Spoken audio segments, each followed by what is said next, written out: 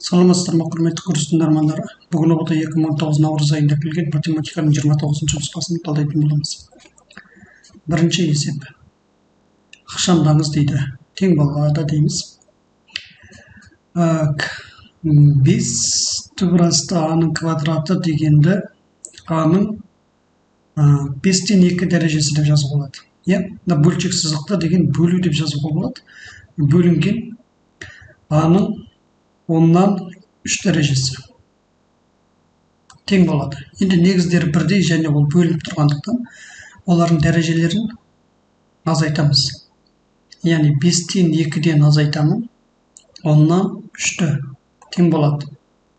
Онда 2-ні ортақ бөлініп беремін, 2 мен 2-ні көбейтемін де, одан 3-ті азайтамын. Сонда 1 болады екен, бөлімінде 10 болады. Тең болады. Оны қайтадан түбір түріне жазатын болсақ, түбірге келтіріп жазатын болсам, онда 10 түбір астындағы А деген жауап шығар екен. Ол деген бізде жауап А нұсқасында. Келесі, теңдеулер жүйесінің түбірлерін табыңыз дейді. Бірінші теңдеуге әзірге ешқандай өзгеріс жасамаймыз. Тең болады 30-ға деп. Екінші теңдеуде мына минус 5х пен плюс 5y, минус 5-тің x дәрежесі мен 5-тің y дәрежелерін орнынан алмастырамыз. Минус 5-тің x дәрежесін алдыға жібереміз. Қосылған 5-тің y дәрежесін артқа. Тең болады 20-ға деп. Енді бұл теңдеулерді мүшелеп қосу керек. Қосу 5-тің x дәрежесіне алу 5-тің x дәрежесін қоссаңыз 0 болып кетеді. Бұлар жойылады деген сөз, 5-тің y дәрежесіне 5-тің y дәрежесін қоссақ, 2 5-тің y дәрежесі болады. Тең болады 30-ға 20-ны қоссақ 50 болады екен. Теңдіктің екі жағында 2-ге бөле саламыз. Бұл 2 қысқарады, бұл 2 қысқарады, мұнда 25 қалады. Сонымен 5-тің y дәрежесі тең болады 25-ге. 5-тің y дәрежесі тең болады 25 дегенде 5-тің 2 дәрежесі деп жазуға болады. Y тең болады 2-ге деп шығады екен. Мұнда 5 болғандықтан біз дәрежелерін ала саламыз, қосу 2. Y-тің мәні табылды. Енді Y-тің мәні тапқаннан кейін X-тің мәні табамыз. Мұнда бірінші теңдеуді алайық. Бірінші теңдеудегі Y-тің орнына 2-ні қоямыз. Мұнда 5-тің X дәрежесі қосылған 5-тің 2 дәрежесі тең болады 30 деген сөз. 5-тің X дәрежесі. 5-тің 2 дәрежесі дегеніміз 25. 25-ті оң жаққа жіберіп 30-тан азайтатын болсақ, 5 қалады. Бұл 5-тің 1 дәрежесі деген сөз. Енді негіздер бірдей 5-5, сондықтан дәрежелерін аламыз. X тең болады 1-ге деген жауап шығады екен. X-тен 1 шықты, Y-тен 2 шықты. Жауап сонда сол нұсқада. Келесі. Теңсіздікті шешіңіз дейді. Синус x үлкен болады 0-ден дейді. Бірлік шеңбер арқылы шешу керек. Мұнда синус өсі, бұл деген ол синус өсі. Бірлік шеңбер, яғни барлық жағынан бірге, яғни радиусы бірге тең болатын шеңбер. Мұнда 1, минус 1 және минус 1 деген нүктелер. Енді синус x үлкен болады 0-ден дейді. Синус өсіне 0 іздейміз. Синус өсі дегеніміз мұна 0. Синус өсіміз. Синус өсіне 0 іздеу керек. Синус өсінің 1 мұнда тұр, минус 1 мұнда тұр, сонда 0 деген осы жерде болады. Мұна жер, мұна нүкте, осы сызық болады екен. Синустың 0. Енді синус x деген белгісіз санымыз 0-ден үлкен дейді. 0-ден үлкен сандар әрине жоғарғы жақта болады. Демек, шеңбердің жоғарғы бөлігі бізде теңсіздіктің шешімі болады екен. Бірақ қиып тұрған мұна қиып тұрған нүкте боялмайды, мұна нүкте боялмайды. Неге? Себебі теңсіздіктің белгісі қатаң еді. Енді бұл нүкте дегеніміз 2 пи к-ға тең болады. Мұна нүкте деген пи қосылған 2 пи к-ға тең. Сонымен теңсіздіктің жауабын жазатын болсақ, пи қосылған 2 пи к мен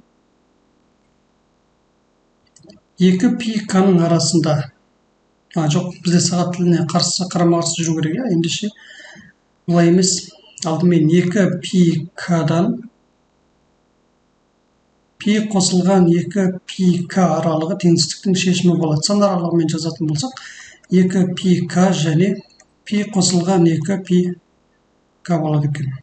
Жауап сонда нұсқада. Келесі. Теңсіздіктер жүйесін шешіңіз дейді. Минус 6х-ті былай жіберейік, оң жаққа. Плюс 6х болады, оған 1х-ті қосамыз 7х болады екен. 7х болады, үлкен немесе тең болады. 4-ті былай апарамыз да, сол жаққа апарамыз да, 25-тен азайтамыз, 21 болады екен. Минус 23,7-ні оң жаққа жібереміз. 3х квадрат үлкен болады. 30. Ары қарай жалғастырып ықшамдайтын болсақ, бірінші теңсіздік 3 кіші немесе тең болады x-тен деген шығады. Екінші теңсіздіктің екі жағында 3-ке бөліп жібереміз. 3-ке бөлу керек, мына 3-ке бөлу. Мында 27 ғой, де? 27, мында 30 емес. 3-ке бөлгенде бұл екеуі, мына 30 пен 3 қысқарады, 27 мен 3 қысқарады, мында 9 қалады екен. Демек, бұл жерден x квадрат үлкен болады 9-дан деген шығады. X квадрат 9-да сол жаққа жіберетін болсақ, x квадрат азайтылған 9 үлкен болады 0-ден деген шығар. Енді бұл теңсіздіктің x-терін табатын болсақ, x1 тең болады 3-ке, x2 тең болады минус 3-ке деп шығады екен. Мұнда жазамыз, x1 тең болады 3-ке, x2 тең болады минус 3-ке. Яғни, мұна теңсіздікті ары қарай ықшамдаған түріміз мынаған келді. Енді бірінші теңсіздікті сандар өсіне белгілейтін болсақ, 3 және ол боялу керек, жауапқа кіреді. Себебі теңсіздіктің белгісі қатаң емес. X деген белгісі санымыз 3-тен үлкен дейді. 3-тен үлкен, 3-ке тең немесе 3-тен үлкен, ол дегеніміз жауап оң жақты көрсетеді. Келесі, минус 3-ті белгілеу керек. Минус 3. Мұнда минус 3 боялмайды, және плюс 3 ол да боялмайды, себебі теңсіздіктің белгісі қатаң еді. Интервалдар тәсілімен бөліктерге білеміз, қосылған, алынған, қосылған. Енді теңсіздіктің белгісіне қарасаңыз, 0 кіші дейді, 0 қандай саннан кіші болады, қосудан басымдардан кіші болады. Сосын екі теңсіздіктің екеуінің де қиылысқан аралығы деген 3-тен плюс шексіздікке дейінгі аралық болады екен. Бірақ назарсаңыз, мұнда 3 боялған еді, мұнда 3 боялмаған. 3 боялды деген сөз теңсіздікке, 3 деген сан теңсіздіктің жауабы болады деген сөз. Ал мұнда боялмайды деген сөз, 3 деген сан теңсіздіктің жауабы болмайды. Екі бір-біріне қарама-қарсы айтып жатыр да, мынау 3-ті теңсіздіктің жауабы ретінде қабылдаймыз дейді. Ал мұнда 3-ті теңсіздіктің жауабы ретінде қабылдамаймыз дейді. Біз қайсысын қабылдаймыз? Мынаның айтқанын орындаймыз. Яғни 3-ті теңсіздіктің жауабы деп қабылдамаймыз. Сонымен жауап В нұсқасында. Келесі арифметикалық прогрессия. А-ен тең болады 6-ен қосылған 2 формуласымен берілген. Осы прогрессияның алғашқы 16 мүшесінің қосындысын табыңыз дейді. Формуланы жазайық. А-ен тең болады 6-ен қосылған 2. Алғашқы 16 мүшесінің қосындысын табу керек дейді. Яғни S16-ны табыңыз деген сөз екен де. Мына формулаға салып табайық оны. S-ен тең болады А1 қосылған А-ен бөлінген 2 көбейтілген ен. Осы формулаға салайық. Ол үшін бізге бірінші мүше керек екен, және соңғы мүше керек екен. Бірінші мүше деген табу үшін еннің орнына 1-ді қою керекпіз. Еннің орнына 1-ді қоятын болсақ, мұнда А1 болады, тең болады 6 көбейтілген 1 қосылған 2 болады екен. 6 мен 1-ді өткенде 6, оған 2-ні қоссаңыз 8. Сонда А1 деген 8-ге тең болады.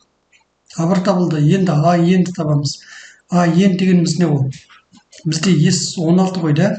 S16-ны табиқ деп атырмыз. Демек, мұнда S16 болу керек. Мұнда ен, мұнда да ен. Демек, маған А16 керек деген сөз. А16. А16-ны табу үшін еннің орнына 16-ны қоям. Кейін есептейміз. А16 тең болады 6 көбейтілген 16 қосылған 2. А16 тең болады. 6 мен 16-ны көбейткенде 36, 96, 2-ге көбейтеміз. 2-ге 2-ні қосамыз. 98 болады, 98. А16 98 екен. Ендеше орындарына қоямыз. 8 қосылған 98 бөлінген 2 көбейтілген 16 тең болады. Мұнда 16 мен 2 қысқарады, 8 қалады. 8-ге 98 қосатын болсақ 106. 106-ны 8-ге көбейтсек 848 деген жауап. С нұсқасында. Келесі, берілген график бойынша y тең болады ax функциясының графигін түрлендіргеннен кейін пайда болған функцияның формуласын табыңыз дейді. Негізі мына y тең болады ax деген функцияның графигі бар ғой. Бұлай сызылу керек. Так, мына жерден келу керек та, мына бірді қиып өту керек. Бұлай. Бірақ бізде мына жердегі нүкте жоғары қарай бірге көтерілген екен.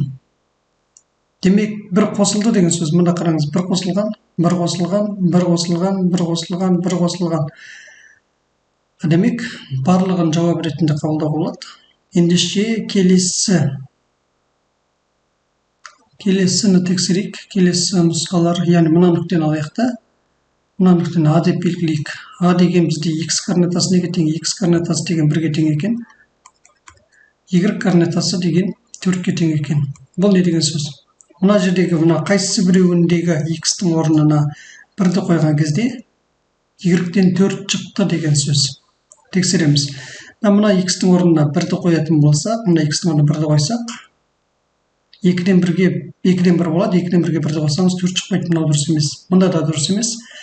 Мына x-тің орнына 1-ді қойсақ, 4 болады, 4-ке 1-ді қойсақ 5 шығып кетеді, 4 шықпайды екен. Мұнда деген 1-ді қоятын болсақ, 2, 2-ке 1-ді қойсақ 3 шығады. Жауап осы болып тұр ғой, сонда. Қазір 3-тің x-тің орнына 1-ді қойсам, 3-тің 1 дәрежесі 3-ке тең, оған 1-ді қойсақ әрине 4. Дұрыс екен. Келесі. Центрлері ортақ болатын шеңберлердің ұзындықтары 48 пи сантиметр және 32 пи сантиметр болса, олардың арасындағы сақинаның ауданы табыңыз дейді. Центр О болатын мынандай бір шеңбер салайын мен. Мұндағы қараңыз, центрлері ортақ дейді. Болатын шеңберлердің ұзындықтары, демек 2 шеңбер болып тұр да, онда центрлері ортақ болады деген сөз. Онда тағы бір шеңбер бар. Осы сыртқы үлкен шеңбердің де центрі мынау болады. Мынау ішкі шеңбердің центрін О дейтін болсақ, сыртқы шеңбердің центрі ол да О болады деген сөз. Енді мына сыртқы шеңбердің ұзындығы деген 48 пи. Яғни сыртқы шеңберді мен L1 деп белгілеймін. Ұзындық болғандықтан L1 болады. 48 пи сантиметр екен. Енді ішіндегі кіші шеңбердің L2 деп белгілесем, оның ұзындығы 32 пи сантиметр болады екен. Енді олардың арасындағы сақинаның ауданы табыңыз дейді. Мына осы екі шеңбердің арасындағы пайда болған сақина бар ма? Осы сақинаның ауданын табу керек екен. Бұның ауданын табу үшін үлкен шеңбердің ауданын табу керек. Сосын кіші шеңбердің ауданын табу керек. Онан кейін үлкен шеңбердің ауданынан кіші шеңбердің ауданын азайта саласыз. Сол кезде сақинаның ауданы шығады. Яғни, үлкен шеңбердің ауданы мен S1 дейтін болсам, кіші шеңбердің ауданын S2 дейтін болсам, үлкен шеңбердің ауданына кіші шеңбердің ауданын азайтатын болсақ, сақинаның ауданы шығады деген сөз. Ендеше бізге үлкен шеңбердің ауданын табу керек. Бірақ, мынаны жалғастырайық. Үлкен шеңбердің ұзындығы 8 пи сантиметр квадрат дейді. Сантиметр дейді, квадрат айнеттім. Үлкен шеңбердің ауданы қалай табады? Жалпы үлкен шеңбер болса да, кіші шеңбер болса да, оның ауданын пи р квадрат деп белгілейміз. Бізге деген ендеше үлкен шеңбердің радиусы керек болады екен. Оның радиусын былай табамыз. Мұнда L дейді, яғни үлкен шеңбердің ұзындығы 48 пи сантиметр дейді. Жалпы шеңбердің ұзындығын қалай табушы еді? 2 пи р деп табады. Ендеше осы үлкен шеңбердің ұзындығы мынаған тең деген сөз. Ол мынаған тең деген сөз. Яғни 2 пи р тең болады 48 пиге деген сөз. Мұнда пи мен пи қысқарады. 2-ні аласында 48-ге бөле саласыз. Сонда радиус тең болады 24 деп шығады екен. Демек үлкен шеңбердің радиусы 24-ке тең. Так, онда ауданды енді таба аламыз. Үлкен шеңбердің ауданы S1 дейік. Пи көбейтілген 24-тің квадраты 576 болады. 576 тең болады. 576 пи сантиметр квадрат. Бұл үлкен шеңбердің ауданы екен. Енді кіші шеңбердің ауданы. Бұл да солай. Мына градусын R1 деп қойын. Мынау R1 болсын. Так, R2-нің квадраты тең болады. Пи көбейтілген. Енді кіші шеңбердің градусын табу керек. Мая формула осы. Кіші шеңбердің ұзындығы мынаған тең деген сөз. Ол мынаған тең деген сөз, иә. Яғни 2πr тең болады 32 пиге. Пи мен пи қысқарады, 2-ні 32-ге бөліп жібереміз. Сонда градус тең болады 16-ға деп шығар екен. Бұл градус 2 болсын. Ендеше, градус 2-нің квадраты, яғни 16-нің квадраты 256 болады. 256 пи сантиметр квадрат деген сөз. Жақсы табылды, иә. S1 деген 576 пиге тең азайтылған 256 пи тең болады. Так, мында 0-ден келеді, мында 2-ден 320 пи сантиметр квадрат екен жауабы. Сол деген бізде Е нұсқада. Келесі. Конустың табан радиусы 12 сантиметр, биіктігі 19 сантиметр, конустың көлемін табамыз. Конустың табан радиусы 12 дейді. Конуста кәдімгідей осындай.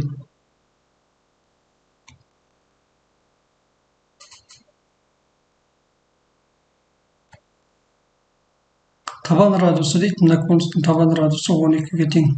Биіктігі 19-ға тең.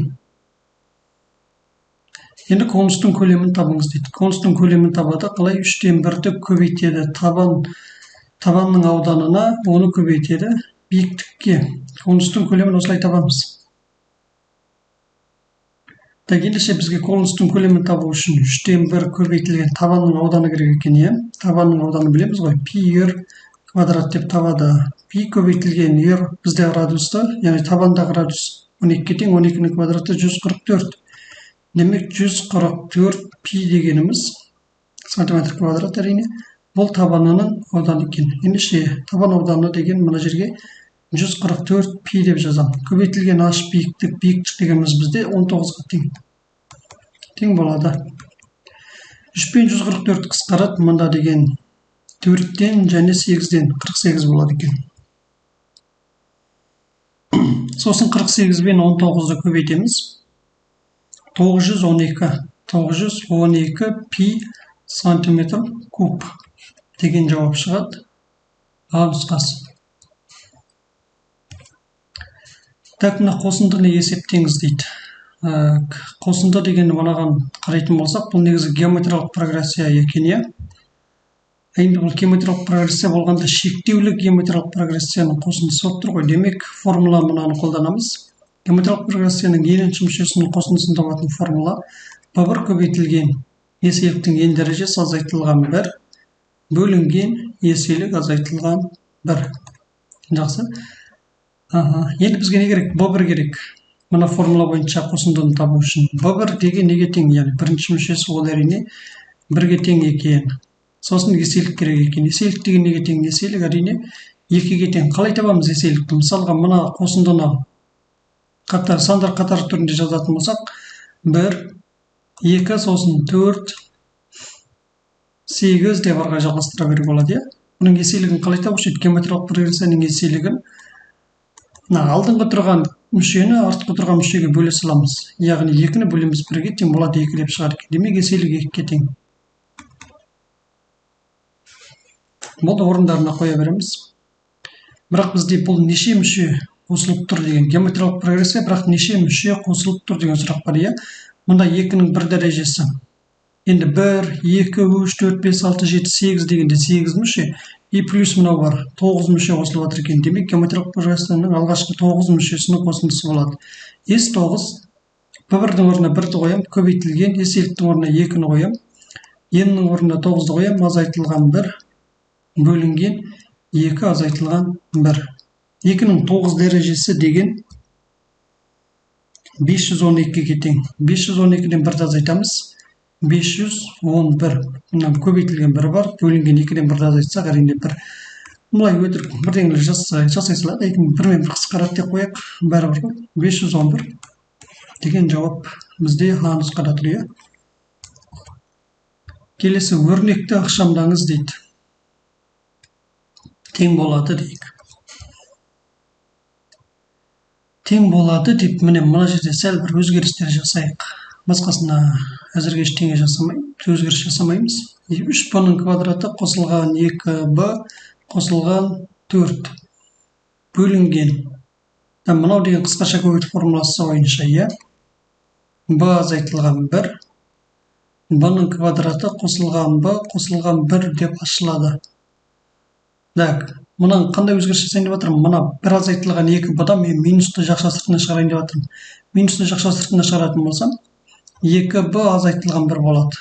Кейін мына жақша сыртында шыққан минуспен мына минус екеуі плюс болып кетеді. Плюс 2b азайтылған 1 бөлінген b квадрат қосылған b қосылған 1 азайтылған 3 бөлінген b азайтылған 1 болады екен. Тең болады. Так, не істедік енді? 3b-ның квадраты ортақ бөлім беру керек, иә? Ортақ бөлімі мынаған тең болады. Сондықтан бұған ешқандай ортақ бөлім бермейміз, просто бірді бере саласыз. Ортақ бөлім ретінде 3b-ның квадраты қосылған 2b қосылған 4 қосылған болады. Мынаған не ортақ бөлім берем? Мұнда b квадрат қосылған b қосылған 1 бар. Бұнда тек қана b азайтылған 1 жоқ екен. Демек, бұған ортақ бөлім ретінде b азайтылған 1-ді беремін. Сонымен көбейтетін болсақ, 2b мен b-ны көбейтетін болсақ, 2b-ның квадраты азайтылған 2b азайтылған b, яғни азайтылған 3b болады екен. Қосылған 1 болады. Азайтылған. Мынаған нені ортақ бөлім берем? Бұны деген b квадрат қосылған b қосылған 1-ді ортақ бөлім қылып берем. Яғни астында не жоқ? Мынау жоқ, иә? Соны ортақ бөлім қылып берем. Сонымен көбейтетін болсақ, минус 3 деген сөз, минус 3 пен плюс b-ның квадратын көбейткенде минус 3b-ның квадраты. Сосын минус 3 пен плюс b-ны көбейтетін болсақ, минус 3b, минус 3 пен плюс 1-ді көбейтетін болсақ, минус 3 болады екен. Бөлінген ортақ бөлімін жазам. b азайтылған 1, b квадрат қосылған b қосылған 1 болады. Тең болады дейміз. 3b-ның квадраты мен 3b-ның квадратын қысқартып жіберем. Қалады 2b-ның квадраты. Мінекей, мына 2b-ның квадраты. Сосын b деген бар мұнда. Мына b деген бар. 2b-дан 3b-ны азайтсақ, минус 1b, оған минус 3b, сонымен минус 4b болады екен.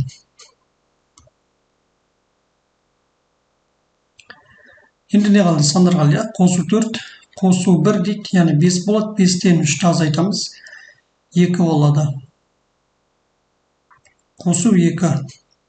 Бөлінген b азайтылған 1, b квадрат қосылған b қосылған 1 тең болады. Так, мұны алымындағы өрнектен 2-ні жақшының сыртына шығарайық. Сонда b-ның квадраты болады, азайтылған 2b болады, қосылған 1 болады. Бөлінген b азайтылған 1, b квадрат қосылған b қосылған 1 тең болады дейміз. Так, мұны жақшаның ішіндегі b квадрат азайтылған 2b қосылған 1 деген қысқаша көбейту формуласына келіп тұр. Қайсы? Мына формулаға. a-ның квадраты азайтылған 2ab қосылған b-ның квадраты деген қысқаша көбейту формуласына келіп тұр екен. Бізде a-ның орнында b бар екен, b-ның орнында 1 бар екен. Оны енді бұлай мына түрге келтіру керек. Біз қалай? a азайтылған b-ның жақша сыртында квадраты деген түрге. Сонымен 2 көбейтілген жақша a-ның орнында бізде b бар дедім, иә? Ендеше b азайтылған b-ның орнында 1 бар дедім ба? Демек, мұнда 1 болады. Жақша сыртында квадрат болады екен. Бөлінген b азайтылған 1, b квадрат қосылған b қосылған 1 тең болады. Қысқарады. Сонымен 2 көбейтілген, мұна b азайтылған 1-ден 2 бар да, біреуі қысқарып кетті, біреуі қалып қойды. b азайтылған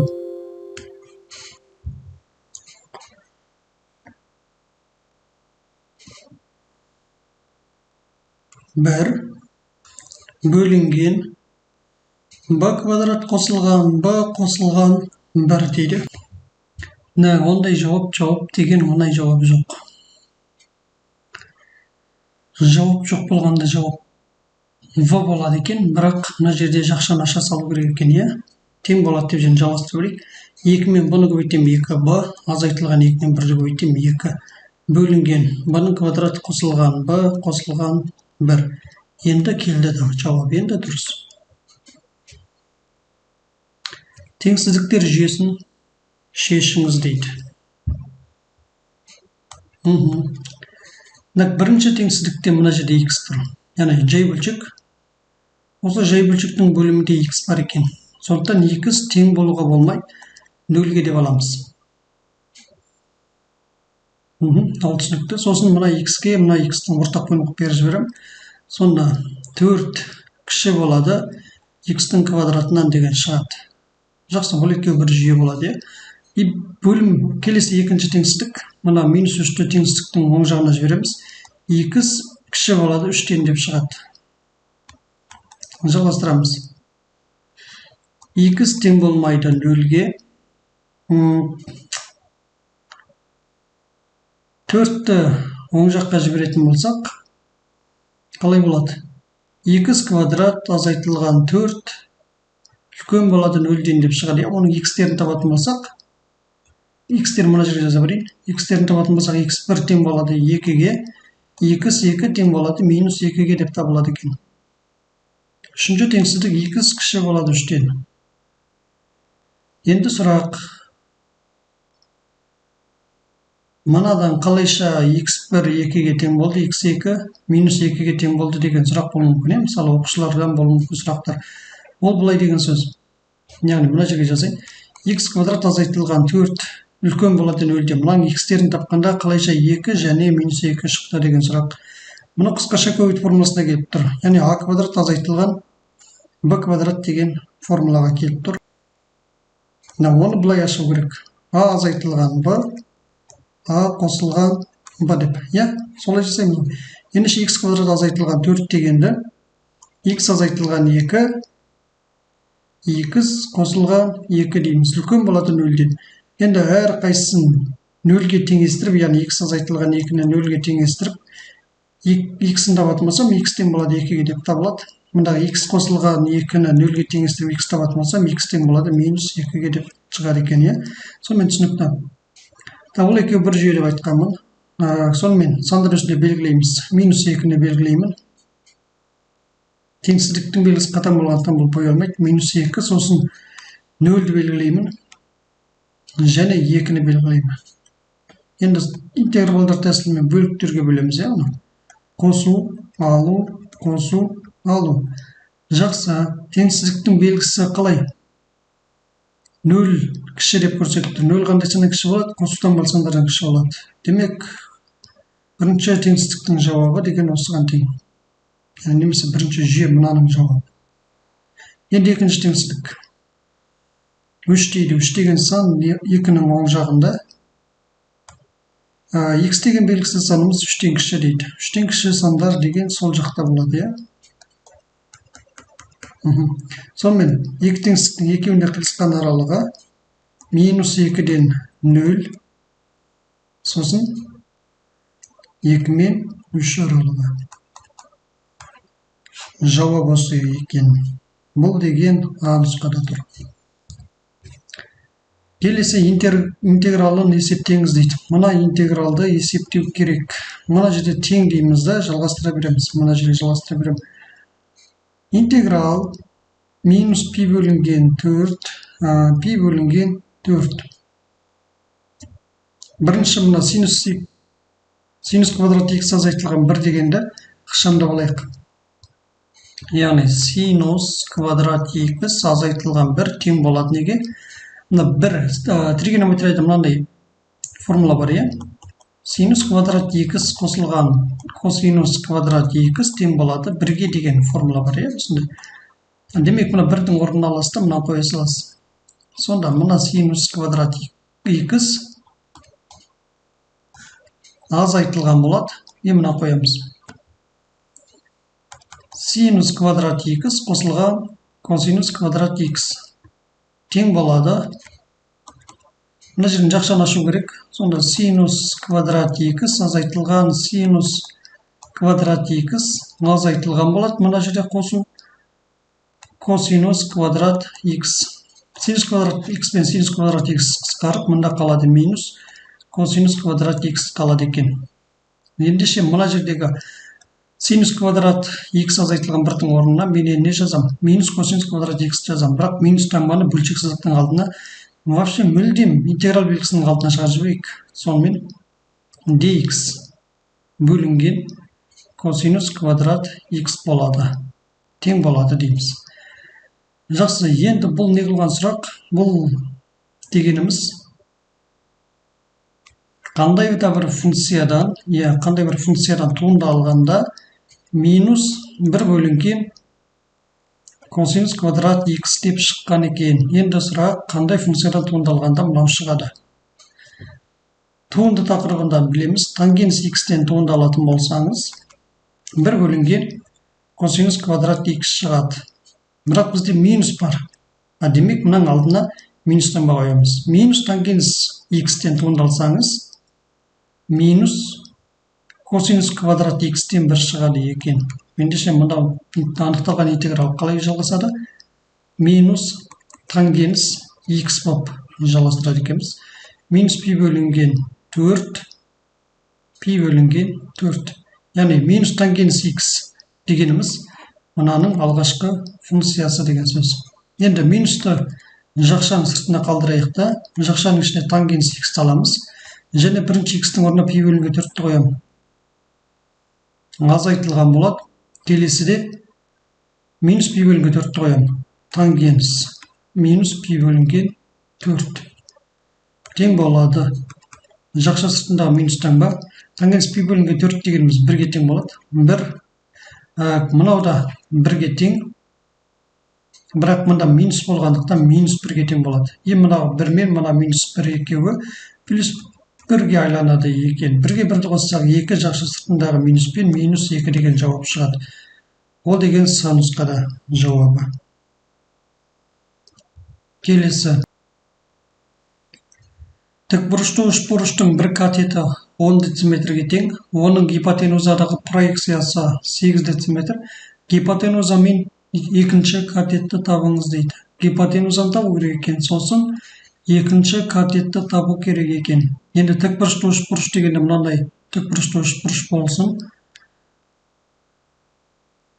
Осылай төбелерін белгілейік. Мына тікбұрыш мынау 90 градус. АВ осындай тікбұрышты үшбұрыш. Енді осы үшбұрыштың бір катеті 10 дециметрге тең, яғни асы 10-ға тең деп белгілейін.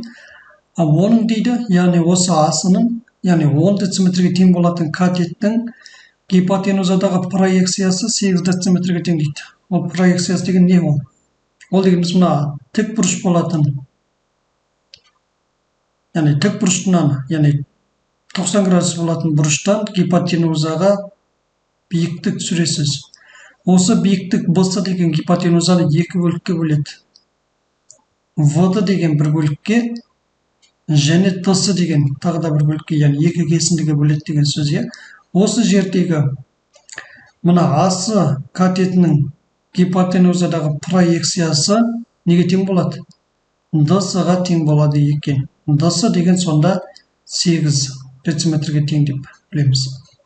Енді бізге не табу керек? Гипотенуза. Гипотенуза деген бізде BC деген сөз. BC-ны табу керек. Екінші катет бізде деген АВ. АВ-ны табу керек екен. BC мен АВ-ны табамыз. Жақсы, енді бірінші BC-ны табайық. Яғни гипотенузаны табайық. VC-ны табу үшін мына VD-ны табу керек. VD-ны X деп белгілейтін болсам, онда маған осы X табу керек. X-ті тапқаннан кейін осы X-ке 8-ді қоссаңыз, не шығады? BC шығады. Яғни BC дегеніміз тең болады 2 қосылған 8-ге. Жақсы. Ендеше маған осы X-ті табу керек екен. X тапқаннан кейін оған 8-ді қосамда BC-ны табу аламын. BC дегеніміз ол гипотенуза. Жақсы, оны қалай табамыз? Оны табу үшін мына бір формуланы қолдану керек. Біздің жағдайда ол формула былай жазылады. А-ның квадраты тең болады В-ды көбейтілген д-сыға. Осындай формула бар. Енді А-ды деген бізде белгісізді. Осы А-дыны табу керек, А-дыны табу оңай. Мынандай қарап тұрсаңыз, мынандай бір тікбұрышты үшбұрыш көріп тұрсыз ба? Міне. Тікбұрышты үшбұрыш. Оның тікбұрышы ол д-бұрышы тікбұрыш болады. Сонда д-сы деген катет болып тұр ғой. Яғни ол үшбұрышты мына жерге салатын болсам, мына гипотенузасы 10-ға тең болады. Бір катеті деген 8-ге тең болады. Мына катет ол бізде неге тең? Мынау д, мынау а, мынау с. Сонда бізде а-ды катет неге тең болады? Пифагор теоремасымен есептей саласыз, ол әрине 6-ға тең болады. Демек бізде а-ды 6-ға тең екен. Ендеше а-дың квадраты дегеніміз 6-ның квадраты, ол 36-ға тең болады. Тең болады в-ды дейді. В-дыны жаңа біз не деп белгіледік, x деп белгіледік па? Ендеше x көбейтілген д-сы, д-сы деген 8-ге тең. Осы жерден x табатын болсақ, x тең болады 36-ны 8-ге бөлсеңіз 4,5 деп шығар екен. X 4,8-ге тең. Сонымен b-сыны таба аламыз, енді b-сы тең болады 4,5 қосылған 8-ге. b-сы тең болады неге? 12,5 деп шығады екен. b-сы 12,5. Жауаптарда 12,5 деген бір ғана жауап бар. Онда нұсқасында. Ұбт тапсырып отырсақ, осыны ғана белгілеймін да. Мына 7,5-ті таппай-ақ келесі есепке өтіп кетер едім былай. Бірақ біз ұбт-да емеспіз, иә? Сондықтан 7,5-ті де есептеп шығару керек. 7,5 дегеніміз ол әрине АБ катеті, мынау табылды. Енді АБ катетін табу керек. Оны қалай табамыз дегенде, тағы да формула жазамын. Мынандай формула бар. Мына тікбұрышты үшбұрыштың катеттерінің көбейтілісі, яғни АВ көбейтілген А-сы тең болады А-ды көбейтілген Б-сыға. А-ды көбейтілген Б-сыға. Осындай тамаша бір формула бар. Бұл тікбұрышты үшбұрышқа қатысты. Осы формуланы пайдаланып А-ның мәнін таба аламыз. Бұл жерде А-ны тең болады. А-сы деген бізде А-сы деген 10-ға тең, 10 тең болады. А-ды деген 6-ға тең, көбейтілген Б-сы деген жаңа таптық 12,5-ге тең болады. Осы жерден А-ның мәнін есептейтін болса, 7,5 деп шығады екен. Сонымен жауап нұсқасында. Келесі. Автобус тұрақты жылдамдықпен бір қалыпты жүріп, 3 сағатта 120 км жол жүрді. Қайтарда жылдамдығын 20 км/сағатқа арттырса, автобус қайтар жолға қанша уақыт жұмсағанын табыңыз дейді. Автобус тұрақты жылдамдықпен бір қалыпты жүріп отырып, қозғалысқа байланысты десек, S тең болады, Т көбейтілген Б деген тамаша формула бар. Бізде қараңыз, тұрақты жылдамдықпен бір қалыпты жүріп отырып, 3 сағатта 120 км жол жүрген дейді. Демек, автобустың жылдамдығын табуға болады. Жылдамдық табатын формулаға мынаны түрлендіретін болсақ, бұл дегеніміз S бөлінген Т. Жылдамдық тең болады, S деген бізде 120 екен. 120, Т деген бізде 3 сағат, 3-ке бөлу керек. Сонда 40 км сағат деген шығады. Бұл автобустың жылдамдығы. Енді қараңыз, қайтарда дейді, яғни барған жерінен қайтарда жылдамдығын 20 км/сағатқа арттырса дейді. Оның жылдамдығы 40 км/сағат болды ғой. Осы 40-қа дейді 20-ны қоссаңыз дейді. 60 км/сағат шығады. Онда автобус қайтар жолға, яғни 120 км жолды қанша уақытта жүріп өтеді деген сұрақ болып тұр ғой. Онда бізге енді мынаны уақытты табатын формула түріне түрлендіру керек. Ол деген S бөлінген жылдамдық. Сонда Т тең болады S деген бізде 120, жылдамдық бізде 60. жылдамдығы оның 40 км сағат болған, бірақ ол қайтарда жылдамдығын 20 км сағатқа арттырыпты. Демек, қайтарда ол 60 км сағатпен жүрген, ендеше бөлінген 60 болады екен. Сонда бізде не шығады? 2 деген шығады. 2 сағат шығады. Демек, автобус қайтар жолға қанша уақыт жұмсайды? 2 сағат жұмсайды. Жауабы С нұсқада. Келесі, теңсіздіктер жүйесін шешіңіз дейді. Жақсы, бұл логарифмге қатысты теңсіздік анықталу облысы деген бар. 2 квадрат қосылған 3 қосылған 3 дегенді 0-ден үлкен деп аламыз. Келесі, 2 квадрат қосылған 15 дегенді 0-ден үлкен деп аламыз. Бұл анықталу облысы.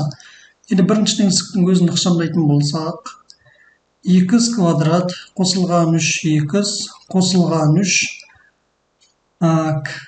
теңсіздіктің белгісі былай қарап тұрма, теріс қарап қалады, қарама-қарсы өзгереді. 0,5-тің 0 дәрежесі. 0,5-тің 0 дәрежесі, яғни 0,5-тің 0 дәрежесі дегеніміз ол 1-ге тең болады. Демек, мұнда мен 1-ді жазамын. Енді теңсіздіктің белгісі неге қарама-қарсыға өзгерді? Себебі мұна, егер логарифмдік теңсіздікте ықшамдау барысында оның негізі, яғни 0 мен, оның негізі А деп ойлайтын болсаңыз, негізі 0 мен 1-тің арасында тұрған сан болса, яғни мынау сияқты. Мұнда оның теңсіздігінің белгісі қарама-қарсыға өзгереді. Былай қарап тұрма, демек былай қарап өзгеру керек. Бұл бірінші теңсіздікті ықшамдаған түріміз. Екіншісі ше, мұнда логарифм 10 негізі деген нәрсе. 2 квадрат қосылған 15 үлкен болады. Мұнда 10 бар. Логарифм 10 негізі. 10-ның 1 дәрежесі ол әрине 10-ға тең. Осындай теңсіздіктер жүйесі шығады екен. Әр қайсының x-терін табамыз. Біріншісі квадраттық теңсіздік 0-ге теңестіріп дискриминант арқылы шешетін болсаңыз, дискриминантта минустан басқан шығады. Демек, бірінші теңсіздіктің шешімі нақты сандар жиыны, екінші теңсіздіктің шешімі нақты сандар жиыны, 3-ті шығарып көру керек, 3-ті ықшамдау керек. 3-ті ықшамдасақ, мынаны x квадрат қосылған 3 қосылған 2, яғни 1-ді былай апарамызда минус 1 болады. Сол қосу 3 минус 1 деген әрине 2-ге тең болады. Кіші болады 0-ден. Алдымен осыны толық ықшамдап алайық. Бұны енді x квадрат қосылған 3 қосылған 2-ні 0-ге теңестіріп, квадраттық теңдеу түріне келтіріп, дискриминант арқылы x-терін табатын болсақ, дискриминантына шығу керек 1, 3 9, 8, 1 болады, дискриминант. x1 тең болады минус 3 қосылған 1, минус 2 минус 1 болады. x2 тең болады минус 4 минус 2 болады екен. Осындай x-тер шықты. Енді үшінші теңсіздіктен шыққан x-тер мыналар. Мынаны ықшамдайық. Бұны ықшамдасақ x квадрат қосылған 10-ды былай жібереміз. Сонда 5 болады. 15-тен 10 азайтылады, 5 болады, үлкен болады 0. Бұның да шешімі нақты сандар жиыны. Сонымен тек қана бізде қалды мына үшінші теңсіздік қана. Ендеше сандар өсінде белгілейміз. Мұнда минус 2 и минус 1. Интервалдар мен бөліктерге бөлеміз. Мұнда қосу, алу, қосу. Теңсіздіктің белгісіне қараймыз. 0 үлкен дейді. 0 деген минустан балсаннан үлкен. Сонымен жауабы минус 2-ден 1 аралығы болады. Е нұсқада тұр.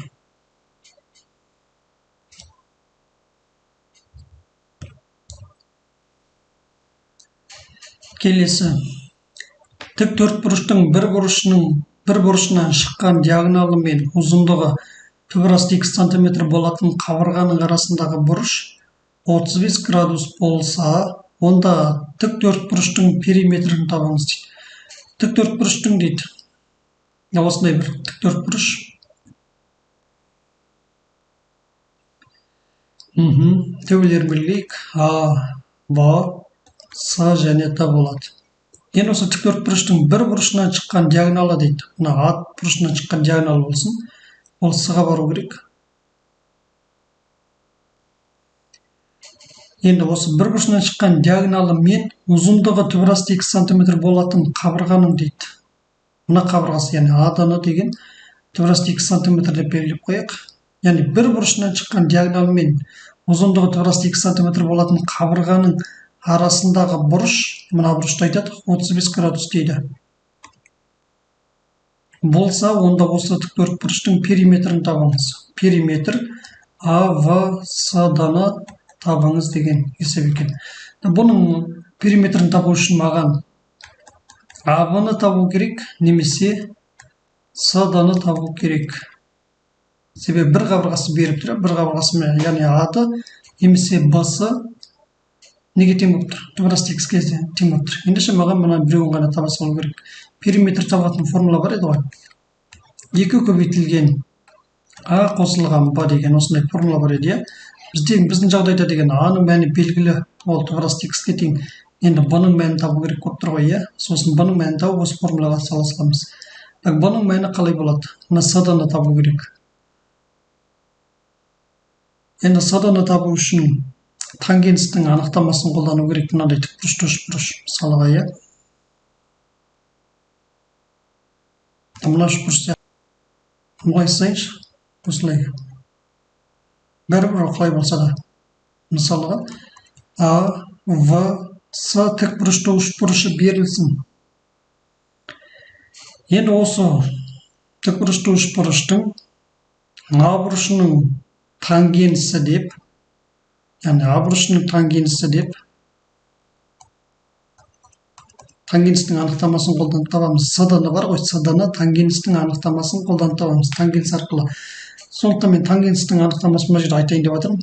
А бұрышының тангенсі деп, осы А бұрышына қарсы жатқан катеттің іргелес жатқан катетке қатынасын айтады.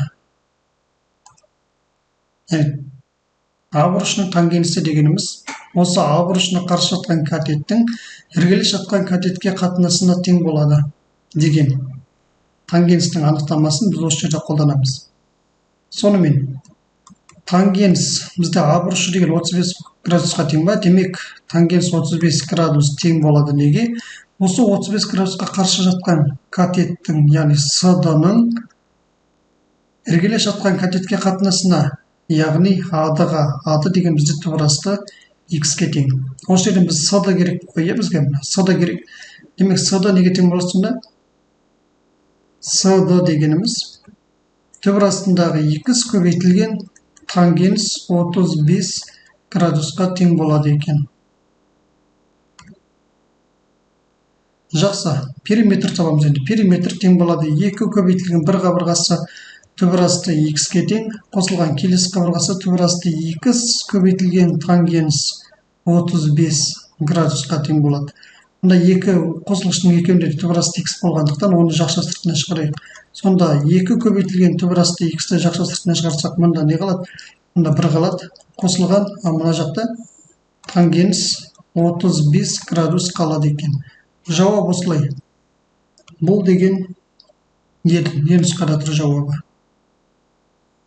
Келіп тұр. Келесі. Дұрыс үшбұрышты пирамиданың табан қабырғасы 12 см.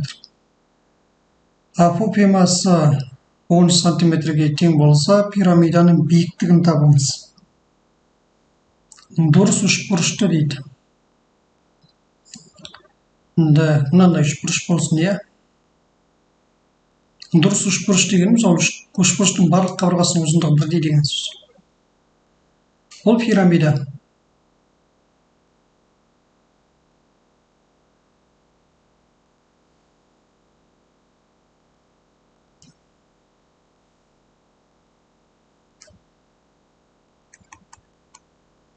Осындай пирамида болсын да. Осы дұрыс үшбұрыштың табан дұрыс үшбұрышты пирамиданың табан қабырғасы 12 дейді. Мына 12-ге арғы жағында қабырға, ол да 12-ге тең болады екен. Апофемасы 13-ге тең дейді. Апофема деген не ол? Осы пирамиданың төбесінен табанына түсірілген биіктік, табандағы қайсы бір қырына түсірілген биіктік. Бұл енді дұрыс үшбұрыш болғандықтан мына биіктік бар, мына табанның тең ортасына түсу керек мынаны. Сонда бұлай дұрыстап салу керек суретті.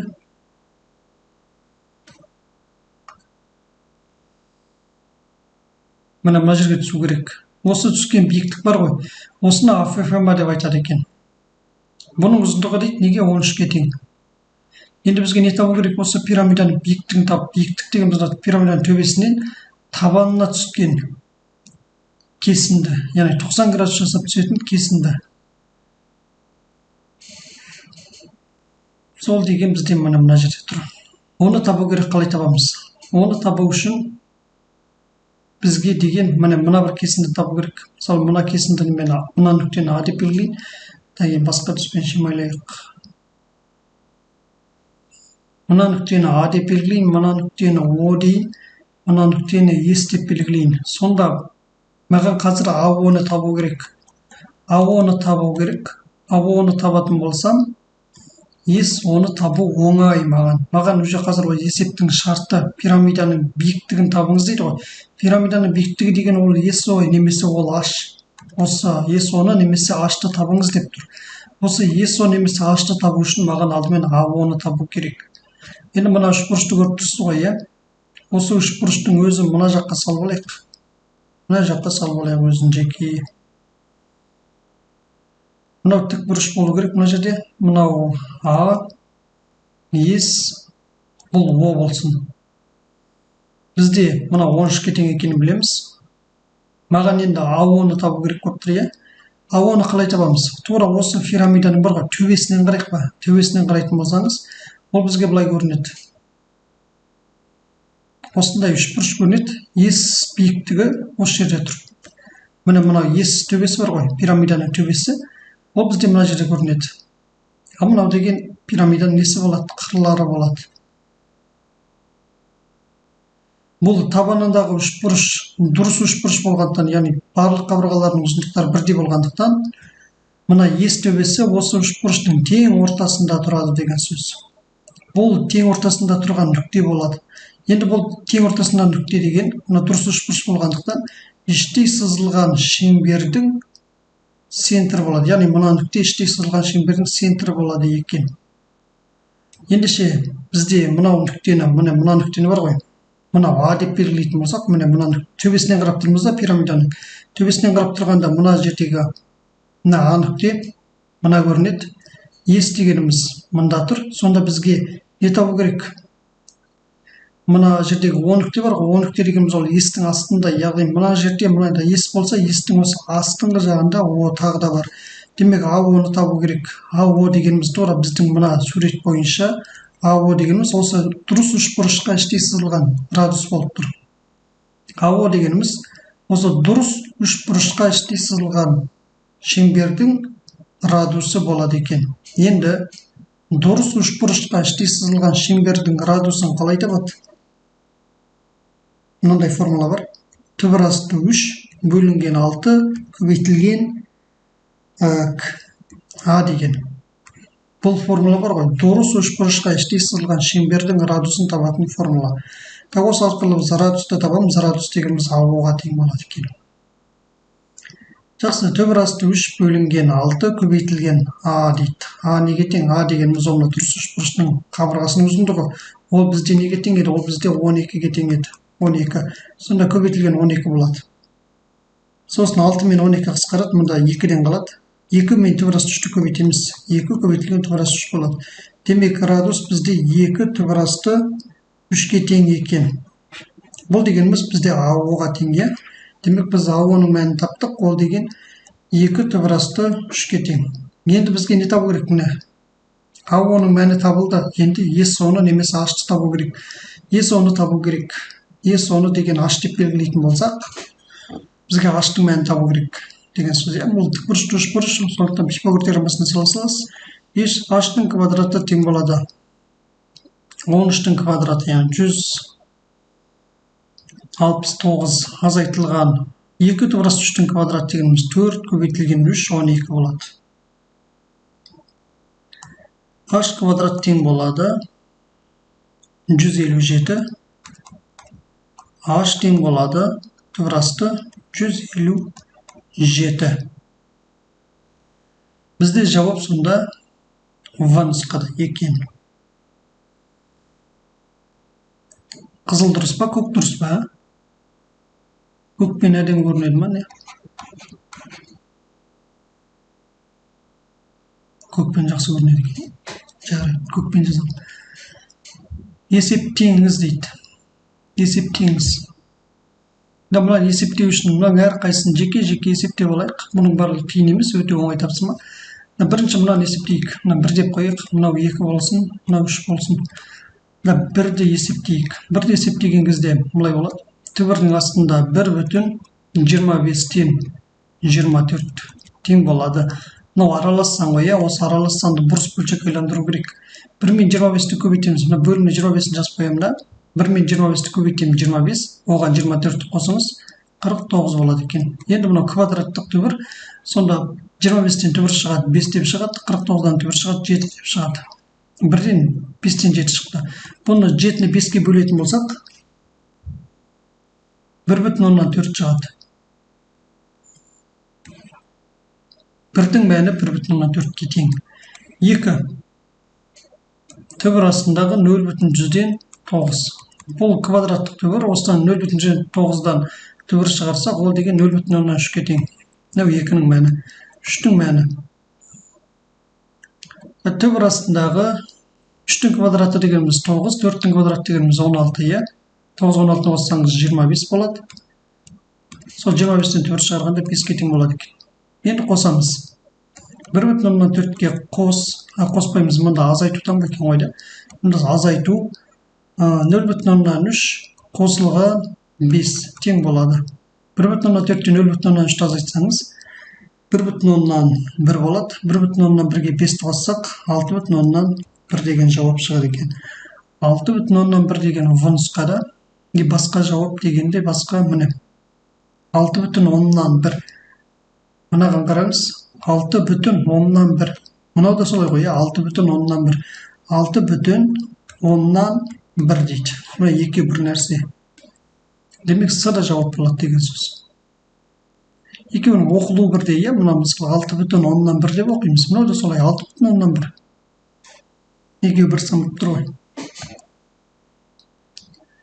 Келесі, теңдеудің бүтін түбірлерін табыңыз дейді.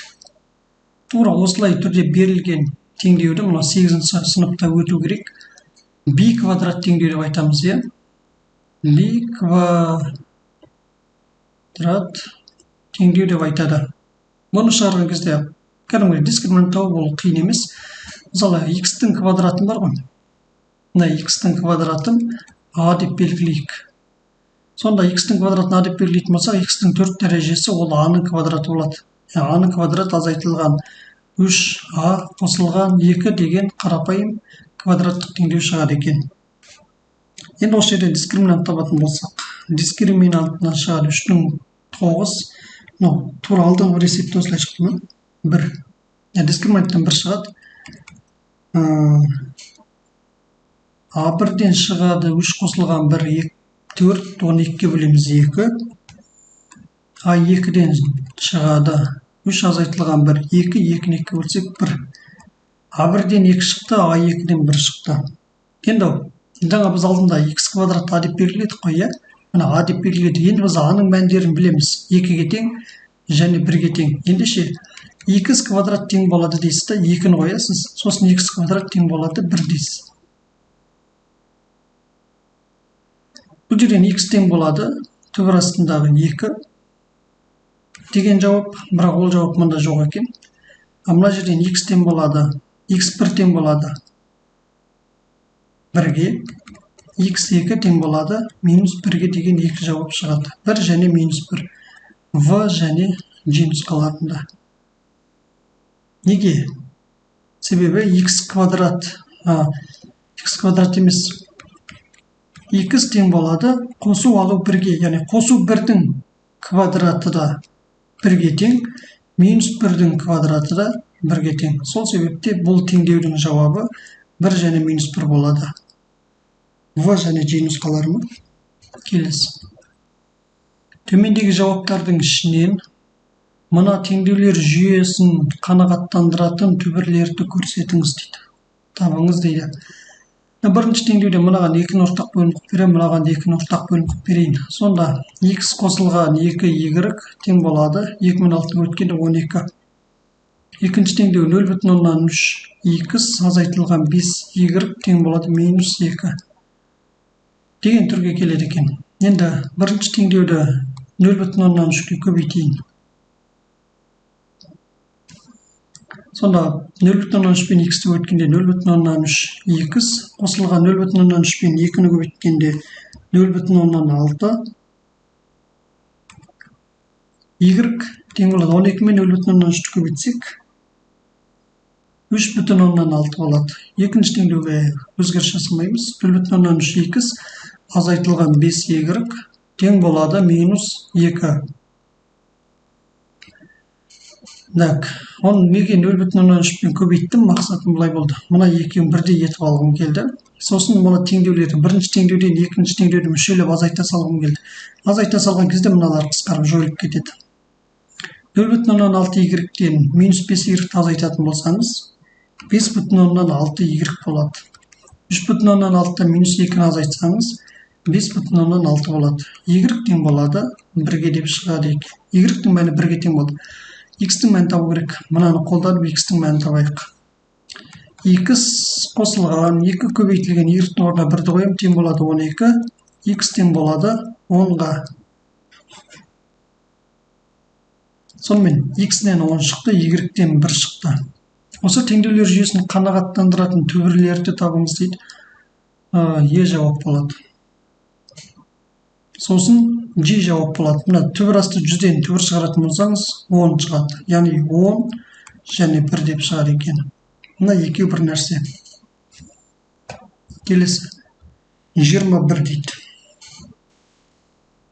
Шебер тапсырманы 10 сағатта орындайды. Ал шәкірті 15 сағатта орындайды. Екеу бірлесіп осы тапсырманы қандай уақытта орындайды? Есептің шешімін сан мәні жатқан аралықтарды көрсетіңіз. Шебер тапсырманы 10 сағатта, шәкірті 15 сағатта орындайды екен. Енді екеу бірлесіп дейді. Демек, шебер тапсырманы 10 сағатта орындайды. 10-нан 1 дейміз. Екеу бірлескен болса қосылған, шәкірті 15 сағатта, яғни 15-тен 1 болады. Неше сағатта орындайды деген сұраққа тадан 1 деп жауап береміз. Осындай бір теңдеу құрылады. Енді бұл теңдеуді ақшандаймыз. Онда ортақ бөлім берем нешені? Бұл 10 дегеніміз 2 көбейтілген 5, 15 дегеніміз 3 көбейтілген 5.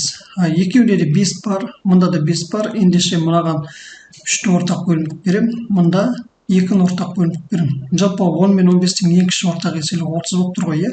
Сол 30-ды 10-ға бөле салам 3 деген сөз, 30-ды 15-ге бөлем 2 деген сөз. Алдымен осы сол жақта ақшанда болайық. Сонымен 3 пен 1-ді көйтем 3, 2 мен 1-ді көйтем 2, 3-ке 2-ні қосам 5. Бөлінген. Мұнда не болады? Мұнда 30 болады. Тең болады тадан 1. 5-ке қысқарады. 6-дан 1 тең болады тадан 1.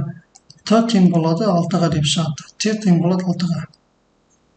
Енді осы 6 деген жауап жатқан аралық. Соны көрсету керек. 3 пен 9-дың арасында 6 бар, е? В жауап. 5 пен 6 мына 6 тік жақшамен келген. Демек 6-ны жауап ретінде қабылдаймыз деген сөз. Мына тік жақша 6-ны жауап ретінде қабылдаймыз деген сөз болады. С жауап болады. Сосын H 4 пен 7-ның арасында 6 бар. Келесі 22.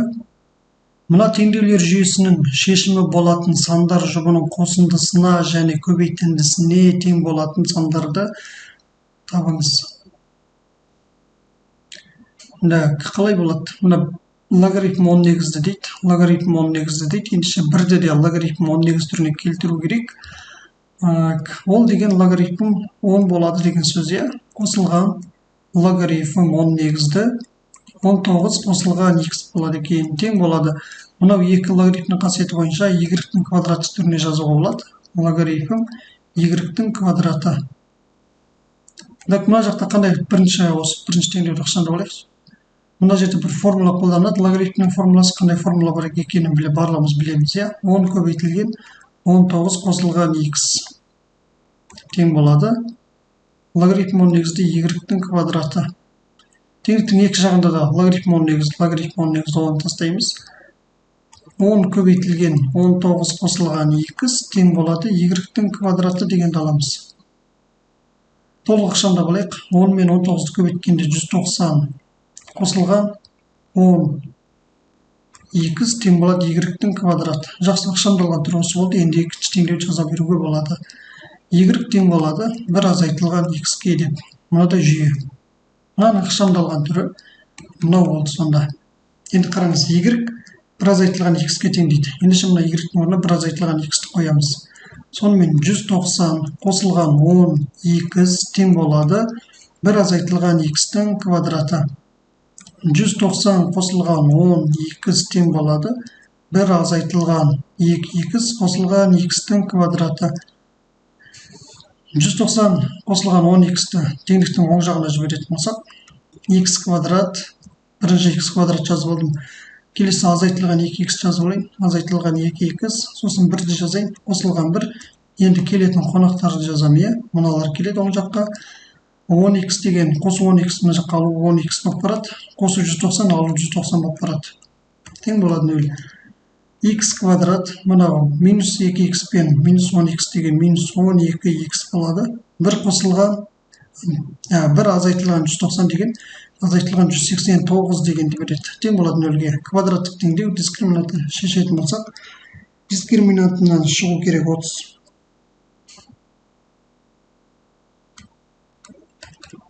X 1-ден шығады 21. X 2-ден шығады минус 9. X1, X2 деген 2 жауап шықты демек, Y1, Y2 дегенде 2 жауап шығады.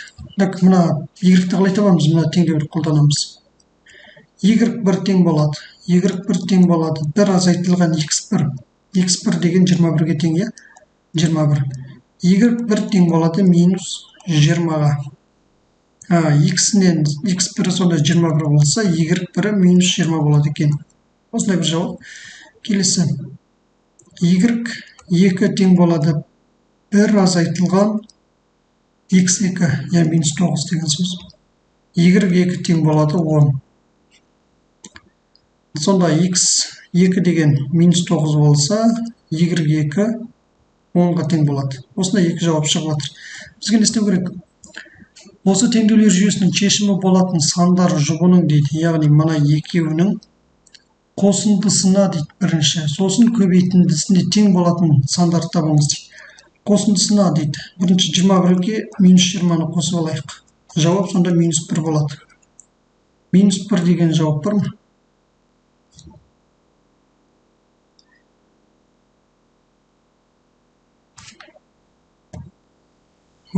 Плюс 1.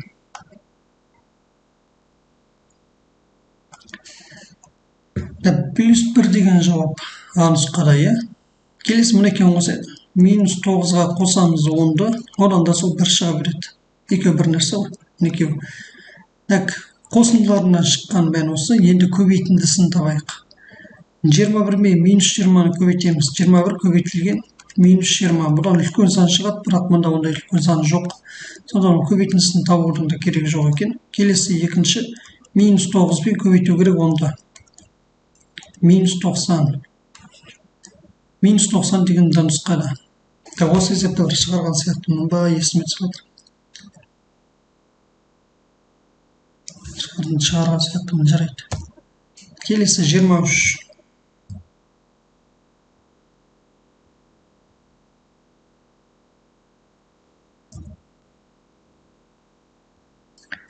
Анықталмаған интегралды табыңыз дейді. Тең болады дейміз. Бірінші мынаны, сосын мынаны жеке-жеке интегралды аламыз, 7 бөлінген 3, x-тің 6 дәрежесі dx, азайтылған 8 бөлінген 5, x-тің 7 дәрежесі, алдын интеграл белгісін қоямыз, dx тең болады. Бірінші мынаны есептейтін болсақ, 7 бөлінген 3, x-тің 6 дәрежесінде қосу керек бірді. 6 қосылған 1 болады. Бөлінген дейсінде 6 қосылған 1 деп жазасыз. Мұнда көбейту бар. Азайтылған Мұнда да солай. 8 бөлінген 5 көбейтілген x-тің 7 дәрежесі оған 1-ді қосу керек. Бөлінген 7 қосылған 1 тең болады дейміз. Сонымен 7 бөлінген 3 көбейтілген x-тің 6 дәрежесіне 1 қосылған x-тің 7 дәрежесі болады. Бөлінген 7 азайтылған 8 бөлінген 5 көбейтілген x-тің 8 дәрежесі бөлінген 8 тең болады. 7 мен 7 қысқарады, 8 мен 8 қысқарады, тең болады. Мына жерден сонда не қалды? x-тің 7 дәрежесі бөлінген 3 азайтылған x-тің 8 дәрежесі бөлінген 5 қосылған с деген жауап.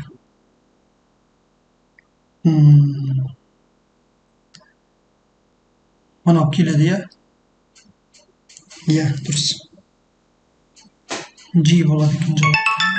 Келесі.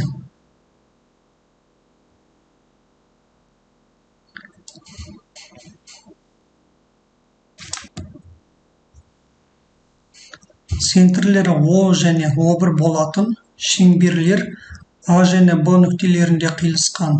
Егер әрбір шеңбер екіншісінің центрі арқылы өтсе, онда AOV және O1 бұрыштарын табыңыз дейді. Центрлері O және O1 болатын шеңберлер А және В нүктелерінде қиылысады. Егер әрбір шеңбер екіншісінің центрі арқылы өтсе дейді. Түсінікті. Мынадай шеңбер мысалы. Бұның центрі О дейді. Енді мына екінші сөйлемге қараңыз.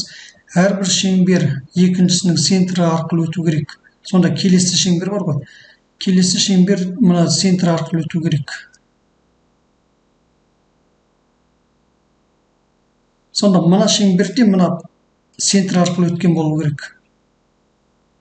Бірінші шеңбердің центрі О, екінші шеңбердің центрі О1. Болатын екі шеңбер А және В нүктелерінде қиылысқан дейді. Мына қиылысқан жер мынау А болады, мынау В болады екен. Қалғанын қызылмен жазып көрейік. Енді бізге не табу керек дейді? Онда дейді AOV бұрышын табыңыз дейді. Бұрыш AOV бұрыш. Ол қайсы бұрыш болады сонда? AO және V бұрышы дейді. Мына бұрышты табу керек екен. Сосын OA O1 дейді. OA және O1. Мына бұрышты табу керек. Жалпы мынаны қарайтын болсақ, бұрышын жазып алайын алдымен. OA O1 тең болады. Осы екі бұрышты табу керек екен. Жақсы. Сонда қараңыз, мына жерден не шықты? Бұл жерден деген шықты. Ромб шықты, ромб. Ромб шықты. Ромб болады. Ромб дегеніміз барлық қабырғалардың ұзындықтары бірдей болатын, диагоналдары перпендикуляр болатын фигураны ромб деп айтамыз, иә? Неге ромб деп айттым? Себебі бұл шеңберлер бар ғой. Бір-бірінің центрлері арқылы өтетін болса, демек мына екі шеңбердің ұзындықтары бірдей деген сөз. Яғни бірінші шеңбердің ұзындығын L дейтін болсақ, екінші шеңбердің ұзындығы да L2. Ендеше L1 L2-ге тең болады. Бұл деген сөз екі шеңбер бірдей шеңберлер деген сөз. Машинаның доңғалағы сияқты. Бірдей доңғалақтар немесе бірдей шеңберлер деген сөз. Енді олар деген мынандай А және В нүктелерінде қиылысып жатыр. Демек, ол жерден осындай бір ромб шығады екен. Енді бізге не табу керек? Мынаны табу керек. Мынаны табу керек. Және мына екеуінің ортасын қосатын болсам, онда O1 бар ғой. Мысалы AO тең болады AO1-ге тең болады. Енді бұл ромб болғандықтан барлық қабырғасының ұзындықтары бірдей болады, иә? O1 V тең болады OB, яғни төрт қабырғасының ұзындықтары бірдей. Енді осы төрт қабырғасының ұзындықтарына тең болады не? Мынаның ұзындығы. яғни О1 тең болады. Неге? Сонда мына жерден дұрыс үшбұрыш шықты, міне қараңыз. Дұрыс үшбұрыш шығар екен. Ол неге оған тең болды? Яғни мына О1 дегеніміз неге мыналарға тең деген сұрақ жаңа айттық, иә? Мына жерде мысалға мынау не болады? Бұл радиус болады ғой. Ал сол радиус міне мынау да тең. Мынау да радиус болады. Яғни центрі О болатын шеңбердің радиусы ОА болса, ол ОА дегеніміз О1-ге де тең, өйткені мынау да радиус деген сөз. Демек осы жерден демек бұл жерде мынандай теңдік пайда болады екен. Енді ондай теңдік пайда болса, онда мына жердегі үшбұрыш, дұрыс үшбұрыш деген сөз болады. Яғни барлық қабырғалардың ұзындықтары бірдей деген сөз. Енді ол дұрыс үшбұрыш болса, онда оның ішкі бұрыштарының қосындысы, енді үшбұрыштың ішкі бұрыштарының қосындысы 180 ғой. Бұның барлық қабырғалардың ұзындықтары бірдей болса, демек ішкі бұрыштарының 60 градус, 60 градус, 60 градус болады деген сөз. Демек бізге керек ОА, О1 деген мынау 60 градус деп жауап беруге болады екен. 60 градус А нұсқада. Енді маған не табу керек? Енді маған мынаны табу керек. Енді қараңыз, мына жер 60 градус болса, түсінікті мына жер 60 градус болады. Сонда 60-60 қоссаңыз 120. Мынау 120 градус екен. G нұсқада болады. А мен G.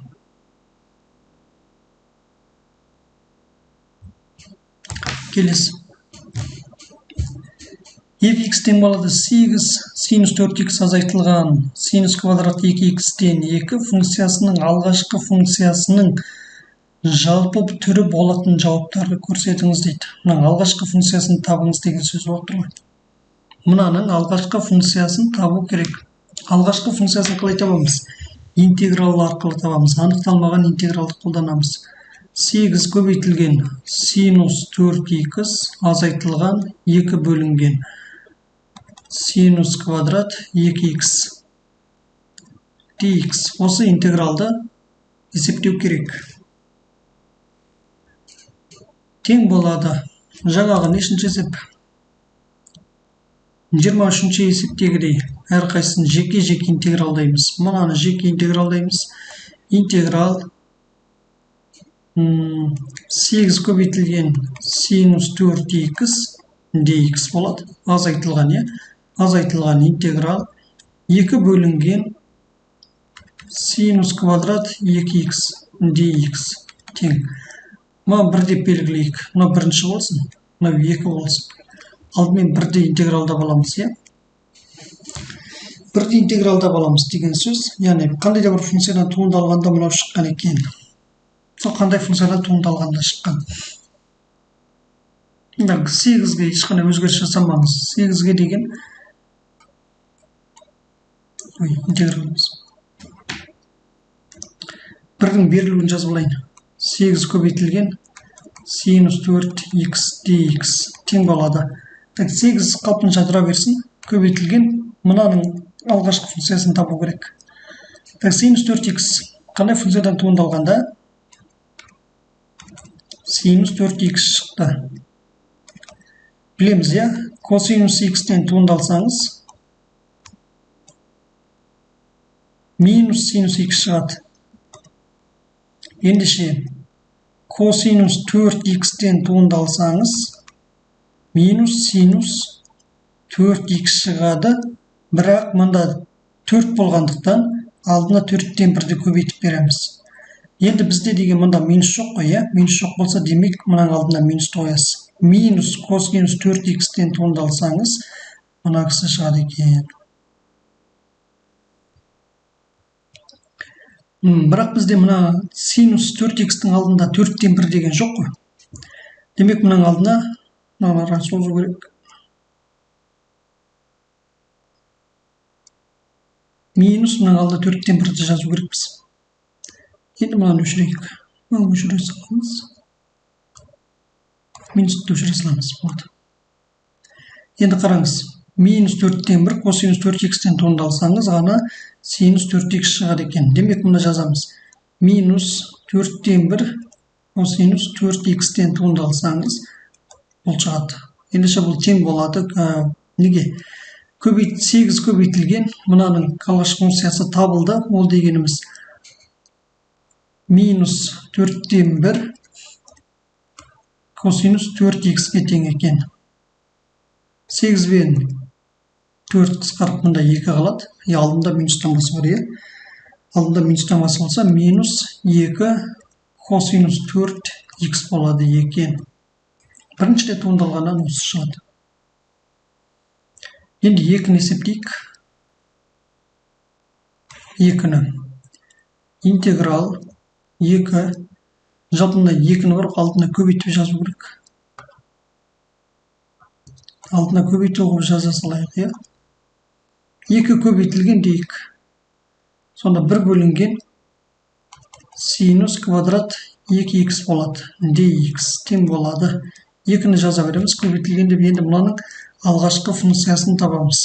Қандай функциядан туындалғанда 1 бөлінген синус квадрат 2х шығады. Туынды тақырыбы 10-шы сыныпта тангенс x-тен туындалатын болсаңыз, тангенс па, косинус, котангенс па? Котангенс, котангенс екен, котангенс x-тен туындалатын болсаңыз, 1 бөлінген синус квадрат x шығады. Бірақ бізде x-тің алдында 2 бар ма? Демек, котангенс 2x-тен туындалсаңыз. Котангенс 2x-тен туындалсаңыз, 1 бөлінген синус квадрат 2x шығады. Бірақ алдыда минус бар. Бірақ бізде мына жерде минус таңба жоқ, минус таңба жоқ, демек мынаның алдына алдыңғы функцияның, алғашқы функцияның алдына мынаның алдына минус таңбаны қоя салу керек. Сол кезде мынаның алдына минус таңбаны қоятын болсақ, енді осы кезде ғана мынау шыға алады.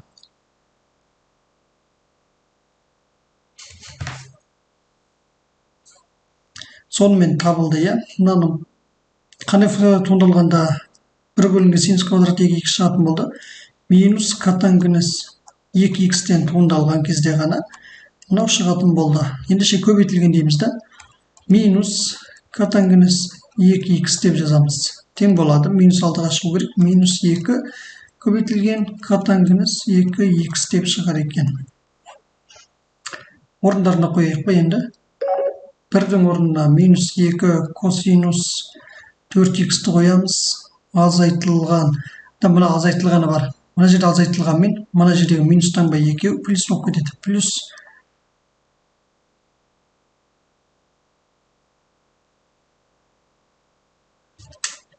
күтіңіз.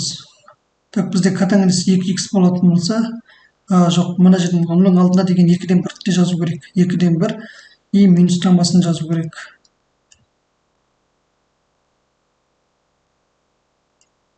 Минус. Демек, мұнда алдында 2-ден 1 болу керек. 2-ден 1 сосын минус бар. 2 мен 2-ден 1 қысқарады. Сонда бізде 2 деген уже жоқ мұнда. Сонымен қосылған котангенс 2х болады деген шығады екен, Енді осындай жауап бар ма? Тең болады. Енді оған қосылған с-сы бар әрине. Мұна теңнен кейінгі, жоқ, мұна теңнен кейінгі жазу, ол мынау болады.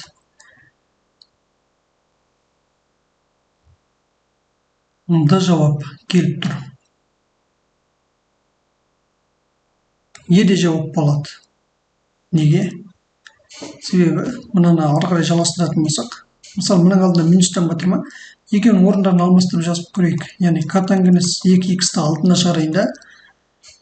Одан кейін минус 2 косинус 4х-ті жазайын. Қосылған с болсын, тең болады. Енді мынандай формула бар.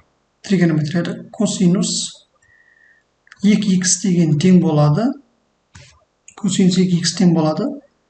Бір азайтылған 2 синус квадрат х-ке деген формула бар. Бұны деген мына жерде қараңыз. Бізде косинус 2х бір азайтылған 2 көбейтілген синус квадрат х-ке тең болса, онда косинус 4х неге тең болады? Онда косинус 4х дегеніңіз бір азайтылған 2 көбейтілген синус квадрат 2х-ке тең болады екен. Ендеше косинус 4х-тің орнына мынаны жазуға болады. Сонда тең болады котангенез 2х азайтылған 1 азайтылған 2 синус квадрат 2х қосылған с деп тағы да бір жауап шығар екен. Бұл жауап сонда Е нұсқасында тұр. Келесі 26 дейді.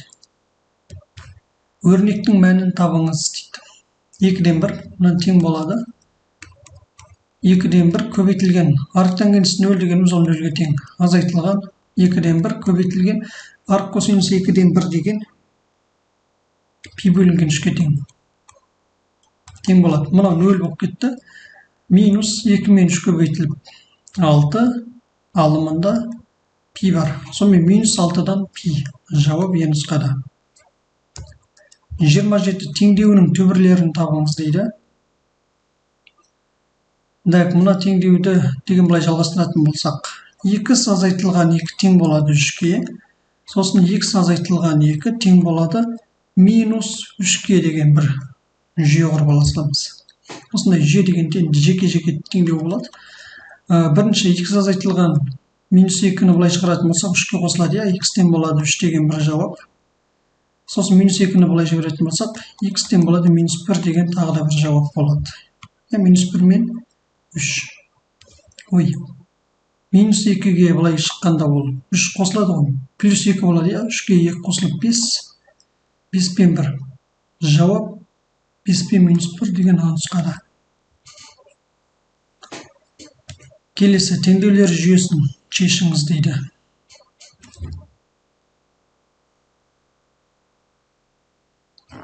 Бірінші теңдеуді жаза берейік. X квадрат тең болады 9 қосылған y квадрат. Екінші теңдеуде y-ін табайын. Y тең болады 9 азайтылған x. Енді бірінші теңдеудегі y-дің орнына мынаны жазуға болады.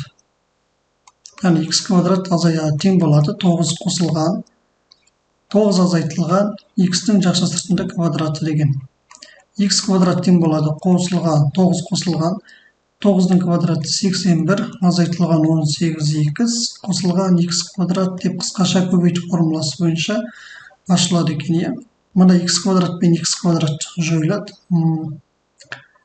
Сосын 9-ға 81-ді қоссаңыз 90 болады.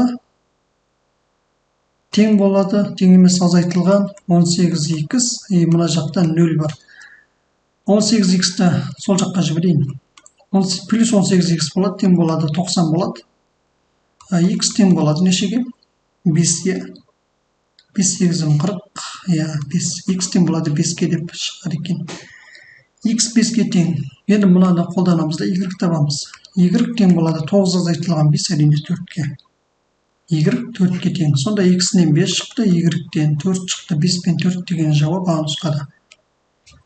Келесі. Текше түріндегі аквариумның 4-тен 3-не су құйылған дейді. Үстінен 5 литр су құйып толтырды.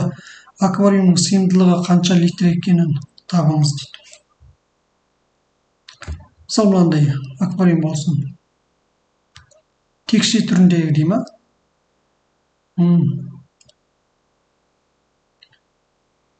Яғни барлық қырының ұзындығы бірдей болу керек деген сөз текше болса. Бірақ менде барлық қырының ұзындығы бірдей болмай қалды. Бірдей болып тұр деп ойлай салайық. Ол соншалықты қазір біздің есепке әсер ете қоймас. Осындай текше болсын. Мына барлық қырының ұзындығы. Биіктігі, ені, ұзындығы барлық қырларының ұзындықтары бірдей. Енді осы текше түріндегі аквариумның 4-тен 3-не су құйылған дейді. 4-тен 3-не су құйылды. Мысалы, былай қарай су құйылды деп ойлайық. Сонымен астын су болсын. Міне. 4-тен 3-ін жалпы аквариумға қанша су құйылады? Яғни ол көлемге байланысты есептеп тұр. Көлемін X деп ойлайық. Мына аквариумға толықтай сиятын суды көлемін X деп белгілейік. Енді бізге деген текше түріндегі аквариумның 4-тен 3-не су құйылды деген сөз барлық сыйымдылығының 4-тен 3 деген сөз. Барлық сыйымдылығы X болса, соның 4-тен 3-не су құйылған болып тұр ғой. Енді сосын дейді, соның үстіне келгенде 5 литр су құйған. Енді мынаның үстіне келіп 5 литр тағы да су құйып жібереді. Енді сонда мынаған қосылған 5 болады деген сөз, иә. Сол кезде не болады? 5 литр су құйып толтырды деген сөз бар екен. Толтырды, яғни 5 литр су құйған кезде мына су мына текшенің бетімен бет болып толады деген сөз. Ендеше оның көлемі деген x болды, иә. Көлемі x болса, демек мынау x-ке тең болады деген сөз. Алғашында 4/3 бөлігіне су құйылып тұрған, сосын оған 5 литр су құйған кезде текшенің көлемі толып кеткен, яғни текше толған болып тұр. Енді осы теңдеуді ықшамдау керек. Мынаған 4 ортақ бөліп бересіз, мынаған да 4 ортақ бөліп бересіз. Сонымен бізде 3x қосылған 4 пен 5-ті қосса 20 тең болады, 4x болады. 3x-ті былай апарамыз да 4x-тен азайтамыз, x тең болады 20 деп шығар екен. Сонда аквариумның сыйымдылығы қанша литр екенін есептеңіз, 20 литр екен. Жауап А нұсқада. Теңсіздікті шешіңіз дейді. Мына теңсіздікті шешу керек. Теңсіздікті бірлік шеңбермен шешкен ыңғайлы. Бірақ мынау синус өсі болады, мынау косинус өсі болады. Бірлік шеңбер. Естейміз, мына бірді косинус өсінен іздеп тауып аламыз. Мына өзі бірлік шеңбер 1, мына -1 және мында -1. Косинус өсінің бірі деген ол мына нүкте болады, иә. Мына жер теңсіздіктің белгісі қатаң емес болғандықтан мына бір жауапқа кіреді деген сөз. Енді дейді, косинус 2x деген белгісіз сан бірден үлкен дейді. Бірден үлкен сандар қай жақта? Оң жақта, иә? Оң жақта ғой. Сонда бізде осы шеңбердің бойында тек қана бір ғана нүкте тұр, яғни бір деген ғана нүкте тұр. Ендеше бізде мына теңсіздіктің шешімі бір ғана сан екен, бір ғана жауап бар деген сөз. Ол деген не? X тең болады, яғни бізде ол x емес, бізде 2x. 2x тең болады 1. 1 деген мынау сонда қандай градусты өлшем мынау? 2 пи к деген нүкте, иә, мына нүкте. Сонда 2x тең болады 2 пи к-ға. Теңдіктің екі жағын 2-ке бөліп жіберсек, x тең болады пи к-ға деген жауап шығады екен. К дегеніміз ол әрине бүтін сан. Жауабы сан нұсқада. Назарларыңызға рахмет.